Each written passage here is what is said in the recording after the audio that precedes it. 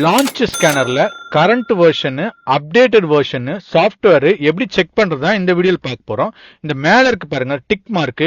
இந்த tick mark இருந்ததுன்னா இந்த சாஃப்ட்வேர் வந்து ஆன்லைன்ல இருக்கு. நான் எடுத்திருக்க சாஃப்ட்வேர் பாத்தீங்கன்னா எக்ஸ்டயக்னோ ப்ரோ சாஃப்ட்வேர். இதுல மேல பாருங்க இங்க தெரியுது கரண்ட் வெர்ஷன் என்ன இருக்குன்னு. நீங்க வச்சிருக்க சாஃப்ட்வேர் இன்ஸ்டால் பண்ணிருக்க கரண்ட் வெர்ஷன் பிளஸ் இந்த பக்கத்துல இருக்கிறது பாத்தீங்கன்னா அப்டேட்டட் வெர்ஷன்ஸ். அப்டேஷன்ஸ் வந்திருக்கும். ஸோ நீங்க இன்ஸ்டால் பண்ணி வச்சிருப்பீங்க. எந்த சாஃப்ட்வேர் உங்களுக்கு வேணுன்றத சாஃப்ட்வேரை இன்ஸ்டால் பண்ணி வச்சிருப்பீங்க. அந்த சாஃப்ட்வேரை நம்ம இன்ஸ்டால் பண்ணலாம். இப்போ நான் அப்படியே டிராக் பண்ணிட்டே வரேன் பாருங்க, தள்ளிட்டே வரேன். ஒன்று பார்க்கும்போது பாத்தீங்கன்னா ஃபோர்ஸ் இந்தியா இருக்கு, அது 10.10ல இருக்கு. 10.10ல இருந்து 10.20 வெர்ஷனுக்கு மாறி இருக்கு.